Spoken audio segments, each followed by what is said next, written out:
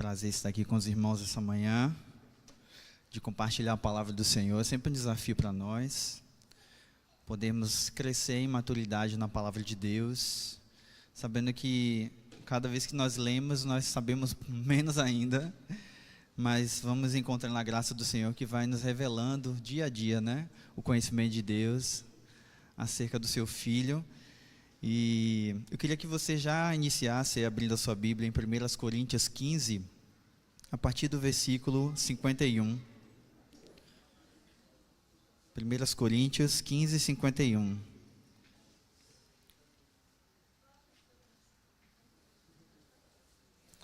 Foi difícil eu pensar um tema, então vamos trabalhar dentro dos versículos, né? Porque foi difícil demais pensar mas quem sabe o Espírito vai nos dar ao longo dessa mensagem uma temática central, né? Porque o tema de tudo que estamos falando é sobre a igreja do Senhor, né? Mas eu não quero dizer que é isso exatamente, mas dentro desse aspecto, no texto de 1 Coríntios, eu quero trabalhar com os irmãos hoje, né? Então vamos ler 1 Coríntios 15, versículo 51. Dizeis aqui, vos digo um mistério. Na verdade, nem todos dormiremos, mas todos seremos transformados. No momento, no abrir e fechar de olhos, ante a última trombeta, porque a trombeta soará e os mortos ressuscitarão incorruptíveis, e nós seremos transformados. Porque convém que isto que é corruptível se revista de incorruptibilidade, e que isto que é mortal se revista de imortalidade. E quando isto que é corruptível se revestir de incorruptibilidade, e isto que é mortal se revestir de imortalidade, então cumpre-se a palavra que está escrita: tragada foi a morte na vitória. Onde está a morte, o teu aguilhão? Onde está o inferno, a tua vitória? Ora, o aguilhão da morte é o pecado, e a força do pecado é a lei. Mas graças a Deus, que nos dá a vitória por nosso Senhor Jesus Cristo. Portanto, meus amados irmãos, sede firmes e constantes, sempre abundantes na obra do Senhor, sabendo que o vosso trabalho não é vão no Senhor. Nós te louvamos, Pai, por essa palavra que é lida diante de nós nessa manhã. Nós pedimos que o seu Espírito nos conduza à compreensão profunda sobre aquilo que o Senhor quer compartilhar conosco. Deus, eu me coloco à disposição, buscando a sabedoria do Senhor, e com humildade, Senhor, eu me disponho a ser usado nessa manhã, para o louvor da sua glória, em nome de Jesus. Amém. Nesse período eu tenho meditado muito sobre Coríntios, e eu estou muito focado nesses últimos meses, né? Na primeira carta ainda, né? Porque eu tenho buscado meditar.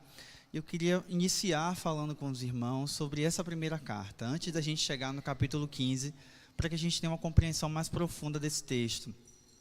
Uma das coisas sobre os coríntios que a gente precisa compreender é que eles eram uma cidade cosmopolita, uma cidade de muitas culturas, de muitas influências, de muitos costumes misturados num lugar só.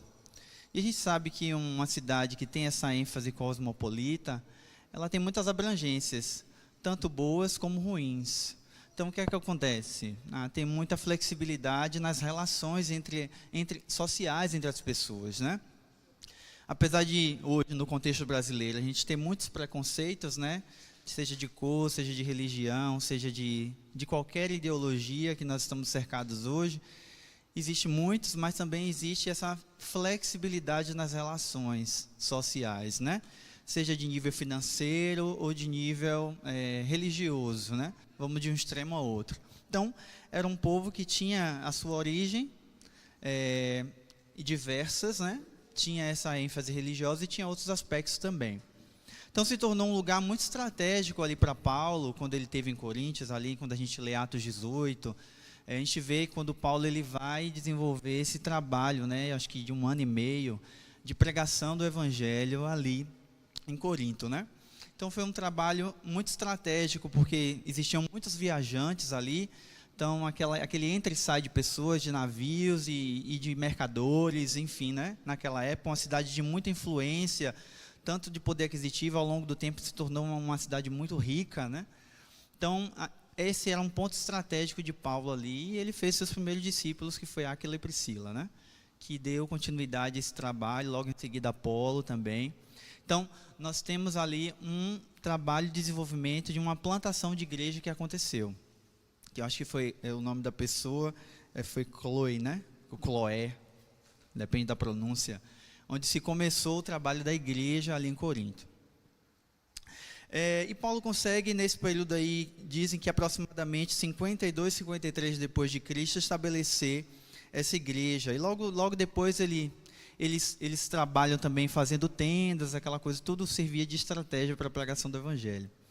E logo depois que ele se ausenta, acho que 3 anos depois, ele já em Éfeso, ele começa a escrever aos Coríntios, né? Eles começam a escrever porque algumas queixas começaram a chegar para ele. A primeira coisa que a gente nota ali, já que é um contexto de neófitos, né, recém-convertidos, as dificuldades deles abandonarem os hábitos pagãos. Havia uma dificuldade muito grande dos irmãos de mudarem o seu hábito de viver. Porque como era um povo ainda misturado, como nós falamos no início, em religião principalmente, eles tinham muitos ídolos.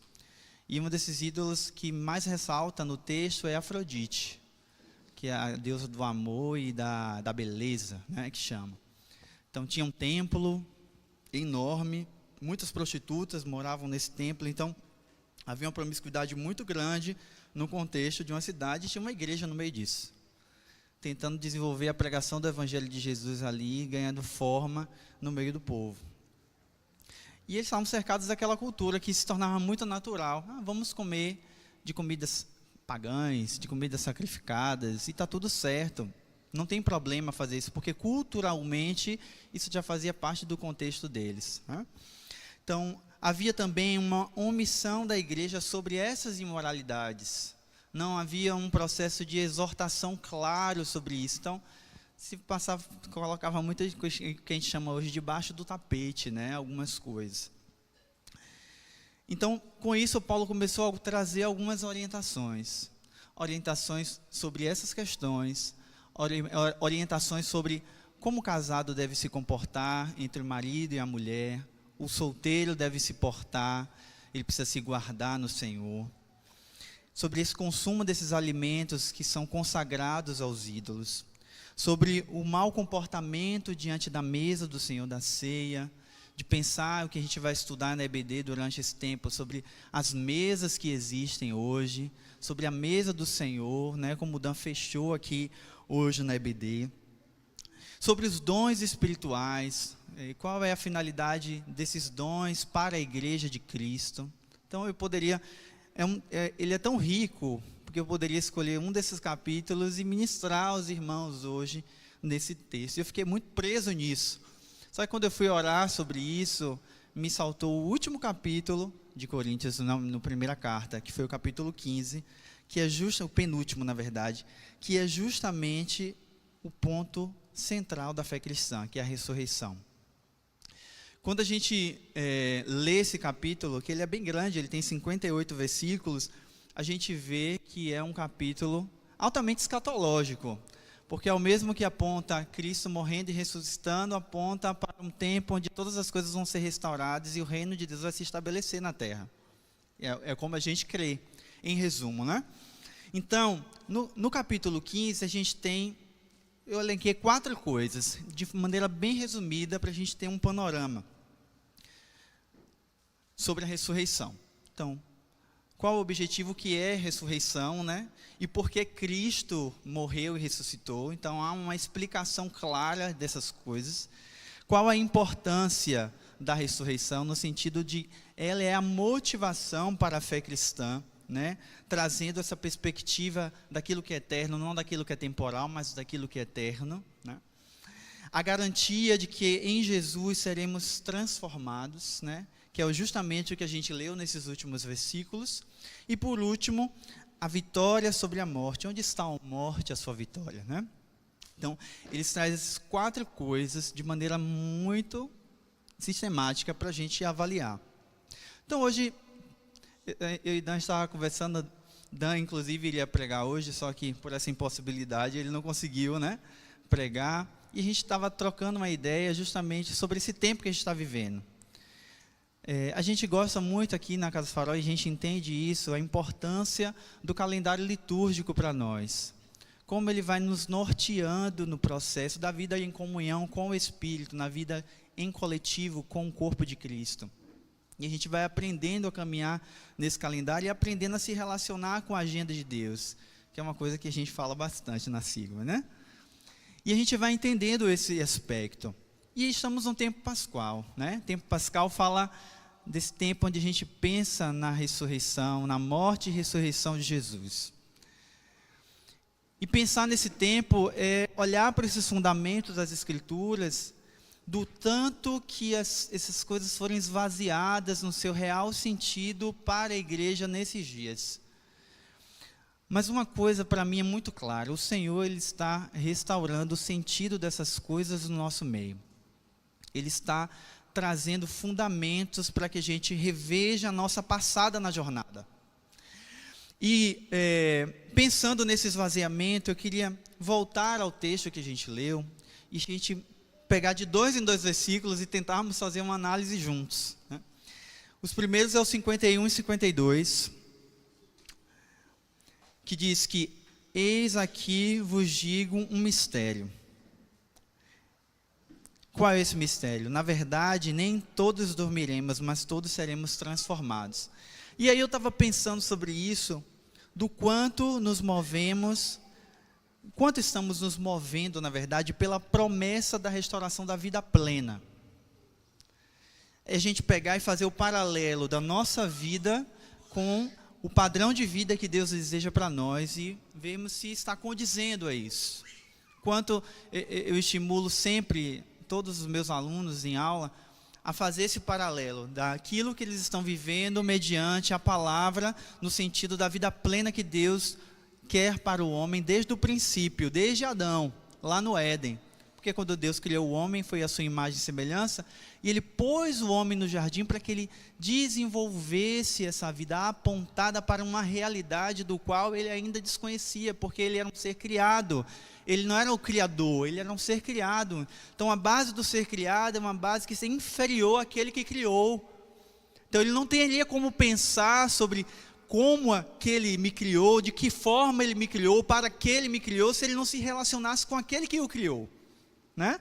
Então, pensando nesse princípio, é a gente que vai perceber de que esse é o real mistério de Deus para o homem, para aquele que foi criado à sua imagem e semelhança.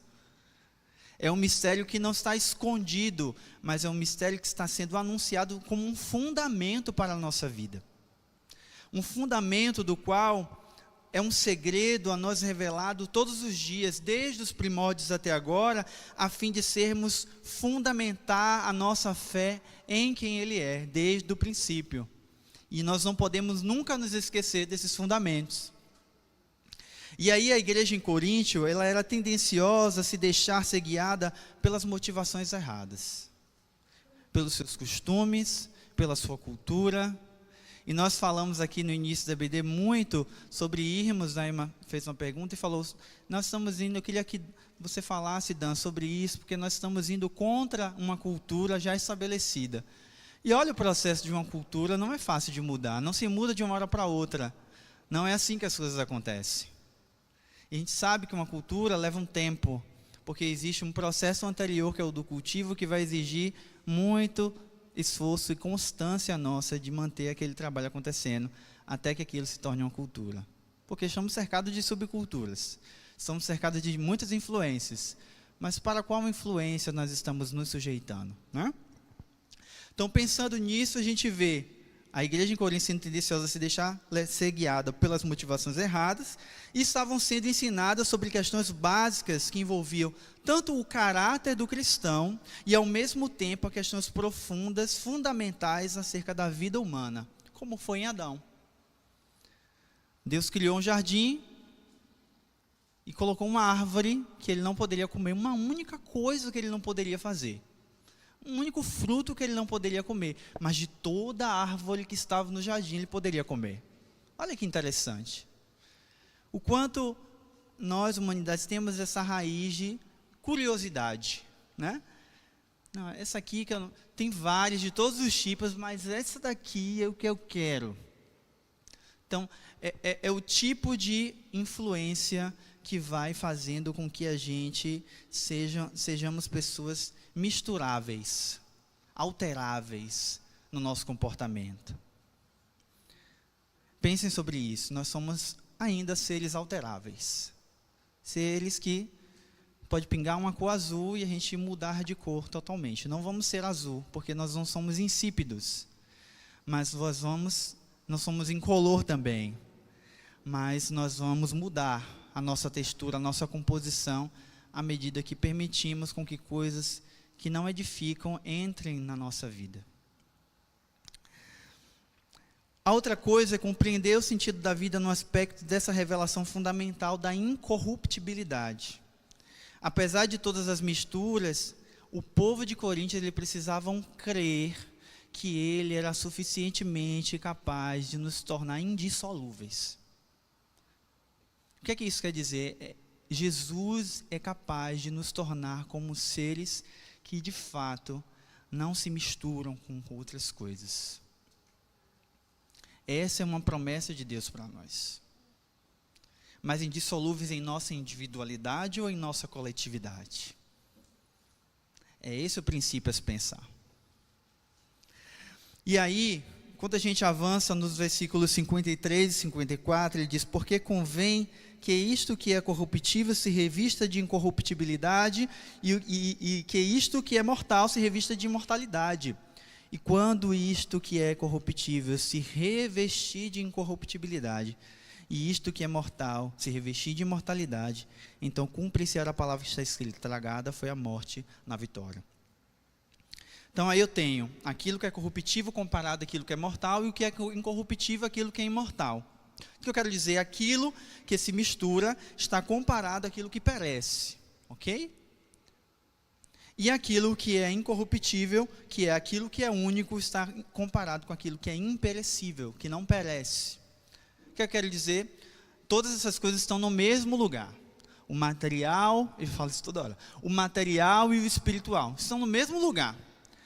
Mas o seu material, aquilo que se corrompe, está apontando para o espiritual ou está apontando para você mesmo em suas limitações? O seu material está sendo resposto porque ele vai perecer, mas ele precisa apontar para aquilo que não perece, aquilo que não se corrompe, porque ele vai, na verdade, ele vai se converter em corruptibilidade, porque ele é alterável, mas aquilo que não pode ser alterado, meu irmão, é eterno. Então esse texto traz muito esse sentido de como nós estamos conduzindo a nossa vida, pegando aquilo que se corrompe para converter em Jesus em incorruptibilidade. Pensando de que a morte não tem poder sobre mim, quanto filho de Deus, porque a morte, ela perece igual aquilo que é corrupto. Mas aquilo que é imortal vem do Senhor, a promessa da vida eterna vem do Senhor, por isso o meu coração se inclina para as coisas eternas. E aí eu me lembrei muito do texto de Romanos 6:23, que diz, que é um versículo bem famoso, que o salário, mas o dom gratuito de Deus é... Então, se o salário do pecado é a morte, o dom gratuito de Deus é a graça de Deus. Então, por meio da graça de Deus, em Cristo Jesus, nós participamos desse lugar da vida eterna. E aí, eu estava avaliando e já me conectei com João 17:3. Aí eu fui abrir João 17:3, eu vou abrir com os irmãos. E aí eu me toquei em algo muito interessante. Já do 1 ao 3, diz assim: Jesus falou essas coisas e, levantando os olhos ao céu, disse: Pai, é chegada a hora. Glorifica o teu filho, para que também o teu filho te glorifique a ti. assim como lhe destes poder sobre toda a carne, para que dê a vida eterna a todos os quanto lhe destes, e a vida eterna é esta, que conheçam a ti, só por único Deus verdadeiro, e a Jesus Cristo a quem enviaste. Cristo, como Filho, pede ao Pai: glorifica-me. Essa glória não fala de um reconhecimento humano, mas fala de tornar o seu caráter e os seus atributos manifestos nele para todos. Caráter, o que é o caráter? São aspectos que a gente carrega da nossa identidade, da identidade de Deus que estava sobre ele, fosse manifestos a todos. Então, quando ele diz, olha o passo a passo, ele diz: foi dado todo o poder sobre a carne para que dê a vida que fala sobre a imortalidade, e eterna, que fala sobre a incorruptibilidade, que Paulo menciona lá em Coríntios. Não é uma vida para que a gente viva da maneira como a gente quer, mas é uma vida apontada para um propósito que é maior que a gente. Ou seja, então, se eu estou num calendário pascal, eu estou vivendo uma realidade de Deus nesse tempo, eu estou pensando a minha vida sob uma palavra que aponta para a morte e ressurreição de Jesus. Naturalmente, a minha vida não pode ser pensada a partir da minha própria compreensão humana, dos meus planos pessoais. A minha vida vai partir de um lugar de filiação, porque se ele é filho e eu fui dado para Jesus, e Jesus pertence ao Pai, nós pertencemos ao Pai, e o Pai pertence a nós, nós somos propriedade exclusiva de Deus. Como propriedade exclusiva de Deus, não há outro lugar para se estar senão dentro do propósito eterno de Deus. E no propósito eterno de Deus não cabe espaço para que o pecado nos aprisione, porque o pecado é um lugar onde a lei que governa, que é o que o versículo 56, 55 e 56 traz, que eu já estou até adiantando.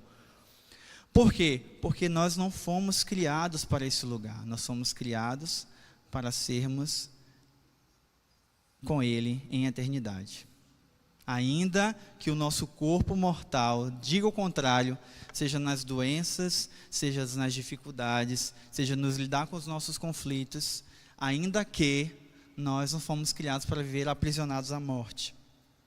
Nosso papel é cumprir essa palavra de glorificar o Filho na terra. E glorificar o Filho na terra é ter essa compreensão da vida eterna, de que aquilo que é corruptível não pode condicionar a nossa vida nesse tempo. E eu tenho falado muito sobre não ser influenciado pelas coisas externas, que são as circunstâncias. Elas não podem influenciar a nossa vida, e as nossas decisões, e a nossa motivação. Então, Cristo precisa ser o centro disso. Quando nós pensamos sobre igreja hoje, pensando e falando sobre a igreja, sobre a obra, sobre mesa, sobre qualquer outro tema que volte para a igreja de Cristo, é porque o Senhor está nos chamando a esse lugar original para o qual Ele nos criou. Nós somos o seu corpo, a sua igreja. E aí no versículo 55 e 56, ele diz assim, deixa eu abrir aqui. Ele diz: onde está a morte, o seu aguilhão? Onde está o inferno, a tua vitória? Ora, o aguilhão da morte é o pecado, e a força do pecado é a lei. Ou seja, o sepulcro não pôde conter Jesus. Nós celebramos isso aqui na Páscoa. Foi uma alegria, foi um culto maravilhoso. Nós celebramos isso aqui na Páscoa, essa verdade. E o quanto nós permanecemos celebrando todos os dias essa realidade. E eu falo de um lugar, de uma pessoa que precisa compreender isso na minha vida também. Não estou superior não, irmãos. Nós precisamos reconhecer as nossas falhas no aspecto de uma vida prática do Evangelho. O Evangelho nos diz que a ressurreição de Jesus é o ponto-chave, é a chave que abre o nosso entendimento acerca de uma vida contínua diante dele. O que vai fazer com que a nossa fé seja firmada em Cristo, o Cristo que é ressurreto, que está sentado no trono à direita de Deus Pai, é quando nós entendermos de que nós precisamos ter a revelação do seu amor, porque é a revelação do seu amor que vai manter a nossa fé firme. Porque a fé vai embora, vai acabar um dia, mas o que vai permanecer é o amor.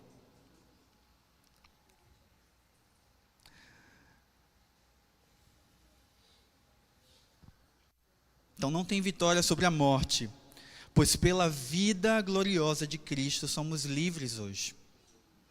Antes, sobre o regimento da lei, e a lei traz muito aquele sentido repartido, né? É regimento, tem que cumprir isso aqui para poder conseguir alcançar esse lugar. Mas quando entendemos esse lugar da incorruptibilidade, a palavra nos leva a um lugar de que ela se torna em nós. E não precisamos nos condicionar a essas coisas externas, aquilo que está fora de nós, mas aquilo que está dentro, porque está sendo gerado, está movendo a nossa vida. Então, pensar esse texto é dizer, não, a morte não tem poder sobre mim, eu não estou preso a ela, o sepulcro não pode me manter preso, porque Cristo já me libertou da morte.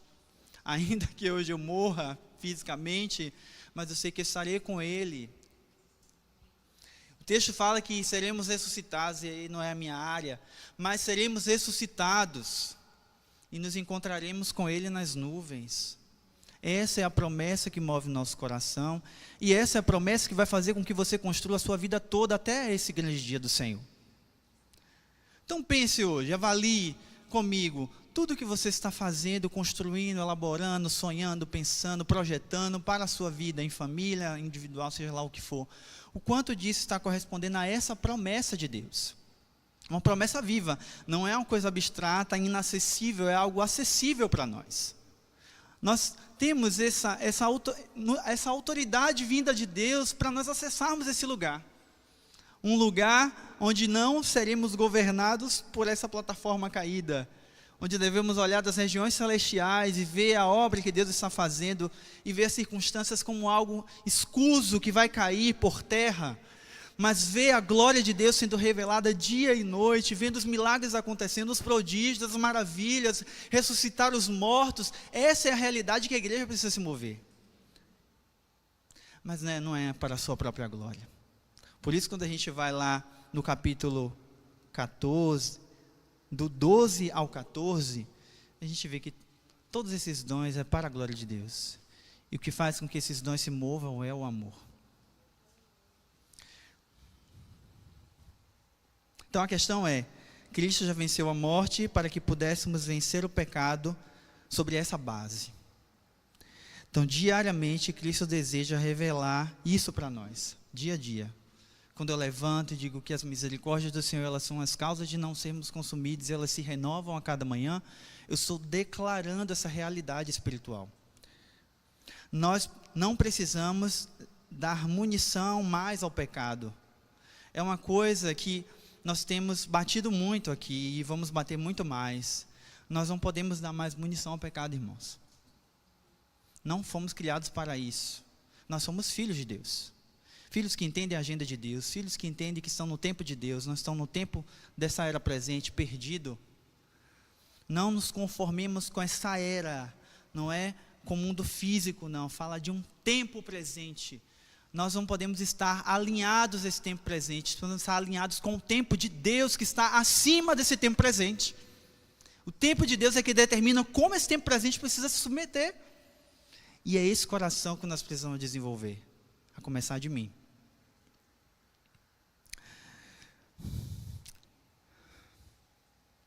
Então precisamos da revelação do amor de Deus. E aí, para fechar, no versículo 57 e 58, diz: mas graças a Deus, que nos dá vitória por nosso Senhor Jesus Cristo. Portanto, meus amados irmãos, sede firmes e constantes, sempre abundantes na obra do Senhor, sabendo que o vosso trabalho não é vão no Senhor. Pela graça do Pai nos tornamos com Cristo em vitória, em toda boa obra. E a boa obra, ela não é romântica, ela é árdua. O texto, ele traz esse sentido, porque ele fala da obra do Senhor, do ergon no grego, a obra que é árdua, que exige, que perde força. aliada ao trabalho, que é árduo também, que é a palavra kopos no grego, que é árduo também, que perde força. Esse perder força, esse trabalho árduo, ele não é vão, ele não é vazio de sentido, ele tem um sentido profundo, porque ele é revelado pelo Espírito. Quando temos comunhão com o Espírito nos revela sobre todas as coisas que estamos fazendo e desenvolvemos, porque nós temos a consciência e não murmuramos sobre aquilo que estamos fazendo, mas nos alegramos, porque não é vão o nosso trabalho, porque é no Senhor. Não há dúvidas nem inconstância, porque não é vão o nosso trabalho no Senhor. Ainda que o nosso corpo aqui, essa matéria limitada que a gente precisa fazer, quando a gente vai chegando na idade, a gente precisa readequando ela até quando dá, né? Ainda que isso aconteça, que ele queira dizer ao contrário disso, essa é a realidade que nós temos que caminhar. É por esse motivo que a ressurreição é a motivação do nosso coração. Nesse tempo pascal, meus irmãos, busquem esse lugar de entender que a sua vida, a minha vida, a nossa vida, não vai se alinhar a isso de maneira individual. Nós precisamos uns dos outros para compreender essa realidade. Esse lugar indissolúvel, ele não é individual. Ele quer nos unir com Ele, nós vamos nos tornar um com Ele. Então, tornando-se um com Ele, esse é o sentido do corpo glorificado. Tornando-se um com Ele, nada poderá mudar a realidade do qual Ele nos tornou. Se hoje está difícil, meu irmão, vou te dizer, pode ficar um pouco mais, mas o mais importante é o quanto o seu coração está diante do trono de Deus, buscando a presença do Senhor, se deleitando no amor de Jesus. E aí ele finaliza dizendo, ó, o vosso trabalho não é vão no Senhor. Ele vai ser vão em qualquer outra coisa que você fizer, em qualquer outro trabalho que não seja nele. Mas tudo que você fizer que é nele, não é vão, não é vazio. Enquanto nesse tempo, muitas das coisas foram esvaziadas do seu sentido. Eu volto a dizer o que eu falei no início da pregação. O Senhor está restaurando o sentido das coisas dele no meio da sua igreja. A gente precisa crer nisso de uma maneira muito veemente, que o Senhor está restaurando em nossos corações o ardor pela sua presença, o ardor pela meditação da sua palavra. Quando nós abrimos a palavra, o nosso coração queima, porque Ele deseja nos revelar profundamente quem Ele é, dia e noite. Ainda que eu só tenha um momento no dia para ler, mas aquilo que eu li, eu vou pensando, eu vou falando, eu vou orando, eu vou cantando, eu vou ministrando ao Senhor. Eu vou no ônibus, eu vou no carro, eu vou andando. Quem mora aqui em Brotas anda mais. Mas eu vou fazendo coisas que eu não me via tão capaz de fazer. Porque assim que talvez eu não me veja capaz de falar uma palavra aqui na frente, ou de cantar uma música, ou de dar uma palavra para o irmão, ou de chegar, o Espírito dizer, vai, ore por aquele irmão, não tem a capacidade. Mas não se trata do que eu sinto.